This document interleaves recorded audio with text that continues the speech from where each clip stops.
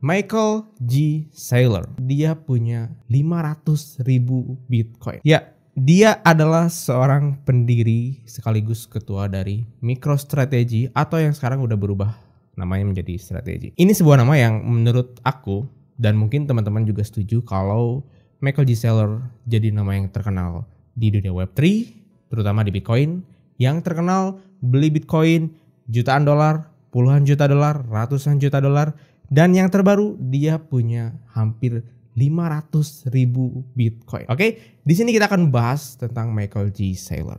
Ya, Michael G. Saylor ini adalah pendiri dan ketua eksekutif dari MicroStrategy atau yang sekarang dikenal sebagai Strategy. Dia terus menjadi sorotan di dunia kripto pada tahun 2025. Walaupun sebelumnya dia udah terkenal ya. Jadi si Saylor ini terkenal karena dia sering beli Bitcoin dalam jumlah besar. Bagaimana Michael Saylor beli Bitcoin dengan jumlah besar?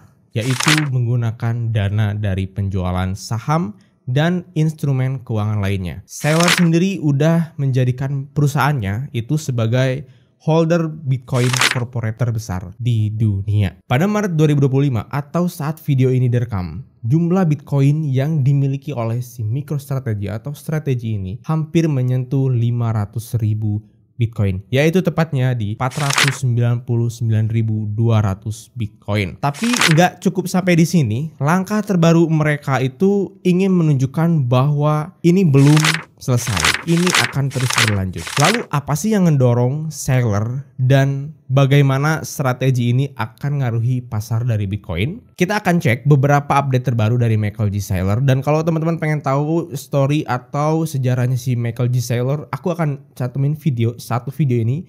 Jadi kalian bisa tahu siapa Michael G. Saylor dan dari mana dia sampai hingga saat ini di sini, oke? Pada 17 Maret kemarin, MicroStrategy mengumumkan pembelian 130 Bitcoin atau senilai 10,7 juta dolar. Meskipun ini pembelian paling kecil, menurut dia ini adalah pembelian paling kecil selama sejarahnya MicroStrategy itu beli Bitcoin. Tapi dari sini bisa menunjukkan bahwa Saylor dan MicroStrategy-nya itu menjadi salah satu orang yang konsisten untuk beli Bitcoin di setiap harga Bitcoin turun, guys. Ya, walaupun kini MicroStrategy udah pegang lebih dari 499.000 Bitcoin setelah banyaknya rangkaian pembelian yang agresif, ada laporan yang terbaru tentang si Michael Saylor ini di mana mereka telah mengumpulkan 711,2 juta dolar melalui penjualan saham preferred atau singkatannya adalah Perpetual Street Preferred Stock. Si strategi ini berencana menggunakan sebagian besar dana ini buat beli Bitcoin. Oke, buat beli Bitcoin.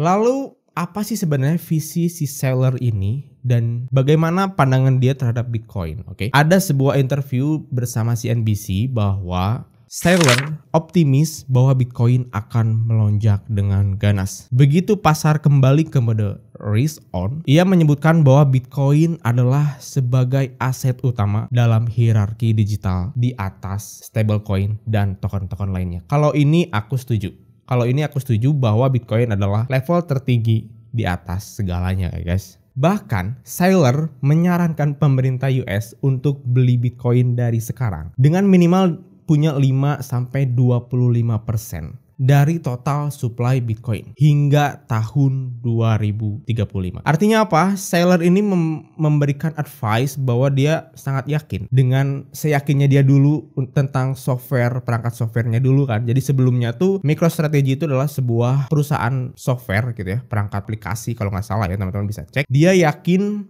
bahwa Bitcoin juga akan menjadi sebuah digital asset yang paling besar nantinya, guys. Nah, mengapa di sini si Saylor menyarankan pemerintah AS untuk membeli Bitcoin dengan minimal 5-25% dari total supply Bitcoin hingga 2035 untuk cadangan strategis? Ini ide yang dia sampaikan di White House Crypto Summit kemarin. Tepatnya pada 7 Maret ada sebuah event di White House dan dia menyampaikan ide ini di depan para audiens di event itu ya, guys. Bukan tanpa alasan menyebut US untuk beli Bitcoin sebanyak itu hingga 2035 ya. Dan ini cukup bikin kita optimis sebagai holder Bitcoin. Kenapa? Karena Saylor menyebutkan Bitcoin itu akan menjadi komoditas digital di kemudian hari nanti yang bisa menghasilkan 16 sampai 81 triliun untuk US hingga 2045. Dan ini akan membantu mengurangi utang nasionalnya US ya guys. Nah, tapi teman-teman pasti bertanya-tanya ya, kenapa orang-orang atau kenapa MicroStrategy bisa beli banyak? Kenapa orang-orang lebih memilih Bitcoin di MicroStrategy ketimbang di individual gitu ya? Dan ini ada sedikit penjelasan yang aku coba research dan aku coba pahami dan aku share di sini. Teman-teman bisa input di komen kalau misalkan ada info yang mungkin aku belum tahu, oke? Nah, jadi di sini tuh guys, ada laporan bahwa saham MicroStrategy atau MSTR itu naik 2.300% sejak seller mulai menginvestasikan kas perusahaan ke Bitcoin sejak tahun 2020.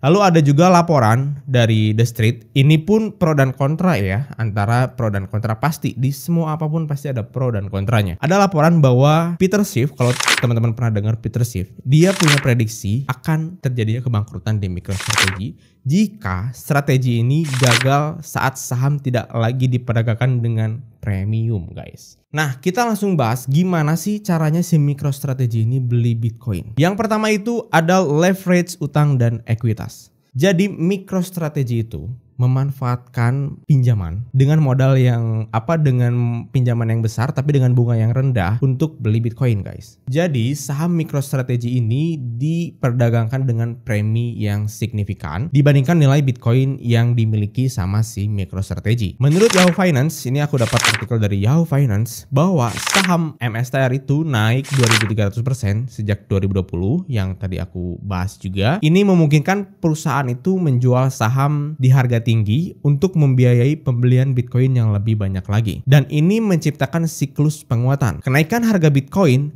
meningkatkan nilai MSTR. Ketika Bitcoin naik, itu akan meningkatkan nilai si MSTR.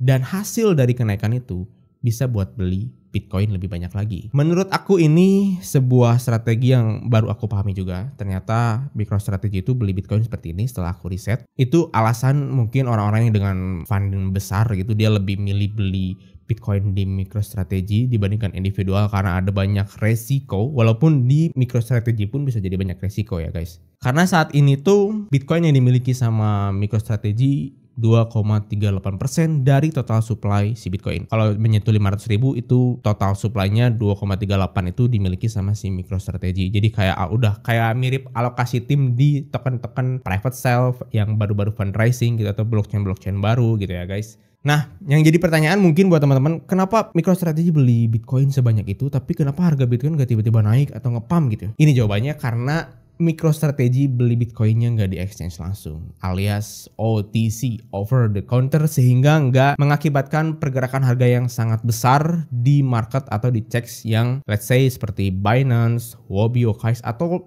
checks yang besar gitu ya. Dia pasti lewat OTC untuk beli Bitcoin dalam jumlah yang besar gitu. Bitcoin kalau kita bandingkan dengan MSTR atau sahamnya si MicroStrategy ini di saat tahun 2020 hingga saat ini tuh itu lebih profitable sahamnya MSTR. Jadi Bitcoin itu cuma naik sekitar 1.200% dan MSTR naik 2.300%. Jadi hampir 2 kali lipatnya ketimbangkan Bitcoin dalam periode yang sama. Nah, ini tuh sebenarnya kenapa MSTR ini sempat viral di tahun 2020 karena MicroStrategy ini jadi perusahaan pertama sebelum banyaknya perusahaan yang beli Bitcoin. Kalau teman-teman dengar kayak PayPal buy Bitcoin atau banyak perusahaan kayak Elon Musk buy Bitcoin segala macam, yang duluan beli adalah si Michael Saylor ini. Dan ini mengubah banyak founder-founder atau orang-orang kaya yang punya perusahaan besar di dunia itu mulai mempertimbangkan si Bitcoin. Hingga saat ini kita lihat sendiri Bitcoin udah seperti apa dan besarnya seperti apa. Dari seller ini kita bisa lihat bahwa satu orang efeknya itu domino gitu guys. Dan pada saat itu mungkin orang-orang seperti yang di US itu kan susah ya buat beli Bitcoin. Pada saat itu orang di sana tuh mungkin orang-orang yang terbatas dengan peraturan dan segala macam, dia bisa beli saham MSTR karena si MicroStrategy ini tuh beli Bitcoin.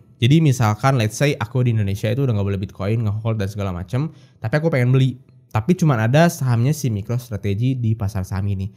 Nah, si MicroStrategy ini tuh beli Bitcoin untuk memicu kenaikan harga si MSTR tersebut gitu. Jadi orang beli MSTR itu bukan karena dia pengen jadi bagian untuk kemajuan si perangkat software atau perusahaan softwarenya si seller.